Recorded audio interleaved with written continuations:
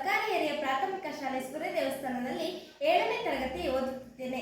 ನಾವು ಇಂದು ಮಾನವ ಜೀರ್ಣಾಂಗ ವ್ಯವಸ್ಥೆಯ ವಿವಿಧ ಹಂತಗಳನ್ನು ತಿಳಿಯೋಣ. ಬಾಯಿಯಿಂದ ದೊಡ್ಡ ಕರಳು ಮತ್ತು ಗುದದ್ವಾರದವರೆಗೆ ವಿವಿಧ ಹಂತಗಳಾಗಿ ವಿಂಗಡಿಸಲಾಗಿದೆ. ಅವುಗಳೆಂದರೆ ಸೇವನೆ, ಚಲಶೀತನೆ, ಸ್ರವಿಸುವಿಕೆ, ಜೀರ್ಣಕ್ರಿಯೆ, ಹೀರಿಕೊಳ್ಳುವಿಕೆ, ವಿಸರ್ಜನೆ. ಈಗ ಈ ಚಿತ್ರವನ್ನು ಗಮನಿಸಿ.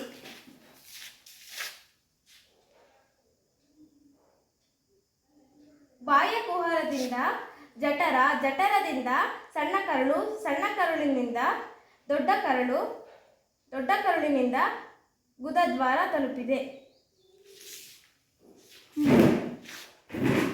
ಇಡೀ ಪ್ರಕ್ರಿಯೆಯು ಬಾಯಿಯ ಕುಳಿಯಿಂದ ಪ್ರಾರಂಭವಾಗುತ್ತದೆ. ಅಲ್ಲಿ ಲಾಲಾರಸ ಗ್ರಂಥಿಗಳಿಂದ ಲಾಲಾರಸವು ಆಹಾರದೊಂದಿಗೆ ಬೆರೆತು ಆಹಾರದ ವಿಭಜನೆಯು ಪ್ರಾರಂಭಿಸುತ್ತದೆ. ನಂತರ ಬಾಹ್ಯ ಕುಹರದಿಂದ ಆಹಾರವು ಟೊಳ್ಳಾದ ಕೊಳವೆಯಂತ ಅನ್ನನಾಳಕ್ಕೆ ಹಾದು ಹೋಗುತ್ತದೆ. ಅನ್ನನಾಳದಿಂದ ಆಹಾರವು ಹೊಟ್ಟೆಗೆ ತಲುಪುತ್ತದೆ.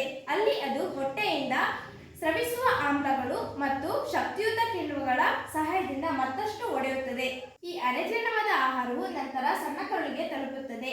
ಅಲ್ಲಿ ಪಿತ್ತಕೋಶ, ಯಕೃತ್, ಮೇದೋಜೀರಕ ಗ್ರಂಥಿಗಳಿಂದ ಸ್ರವಿಸುವಿಕೆಯ ಆಹಾರ ಕಣಗಳ ಮೇಲೆ ಪರಿಣಾಮ ಬೀರುತ್ತದೆ. ಸಣ್ಣ ಕರಳು. ಸಣ್ಣ ಕರಳು ಸುಮಾರು 10 ಅಡಿ ಉದ್ದದ ತೆಳುವಾದ ಉದ್ದವಾದ ಕೊಳವೆಯಾಗಿದೆ. ಕೆಳಭಾಗದ ಜಠರಗಳಲ್ಲಿನ ಪ್ರದೇಶದ ಒಂದು ಭಾಗವಾಗಿದೆ. ಇದು ಹೊಟ್ಟೆಯ ಹಿಂದೆ ಇದ್ದು ಕಿಬ್ಬೊಟ್ಟೆಯ ಕುಹರದ ಗರಿಷ್ಠ ಪ್ರದೇಶವನ್ನು ಪಡೆಯುತ್ತದೆ. ಸಂಪೂರ್ಣ ಸಣ್ಣ ಕರಳು ಸುರುಳಿಯಾಕಾರದಲ್ಲಿದೆ ಮತ್ತು ಒಳಗಿನ ಮೇಲ್ಮೈ ಮಡಿಕೆಗಳು ಮತ್ತು ದೇಹದ ರೇಖೆಗಳನ್ನು ಹೊಂದಿರುತ್ತದೆ. ಸಣ್ಣ ಕರಳು. ಸಣ್ಣ ಕರಳು ಸುಮಾರು 10 ಅಡಿ ಉದ್ದದ ತೆಳುವಾದ ಉದ್ದವಾದ ಕೊಳವೆಯಾಗಿದೆ. ಕೆಳಭಾಗದ ಜಠರಗಳಲ್ಲಿನ ಪ್ರದೇಶದ ಒಂದು ಭಾಗವಾಗಿದೆ. ಇದು ಹೊಟ್ಟೆಯ ಹಿಂದೆ ಇದ್ದು ಕಿಬ್ಬೊಟ್ಟೆಯ ಕುಹರದ ಗರಿಷ್ಠ ಪ್ರದೇಶವನ್ನು ಪಡೆಯುತ್ತದೆ. ಸಂಪೂರ್ಣ ಸಣ್ಣ ಕರಳು ಸುರುಳಿಯಾಕಾರದಲ್ಲಿದೆ ಮತ್ತು ಒಳಗಿನ ಮೇಲ್ಮೈ ಮಡಿಕೆಗಳು ಮತ್ತು ದೇಹದ ರೇಖೆಗಳನ್ನು ಹೊಂದಿರುತ್ತದೆ.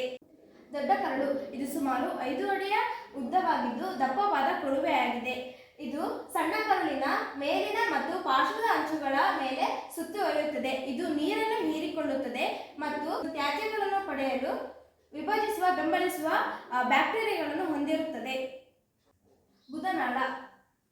ತ್ಯಾಜ್ಯ ಉತ್ಪನ್ನಗಳನ್ನು ಗುದನಾಳ ಎಂದು ಕರೆಯಲಾಗುವ ದೊಡ್ಡ ಕರುಳಿನ ಅಂತ್ಯಕ್ಕೆ ಸಾಗಿಸಲಾಗುತ್ತದೆ.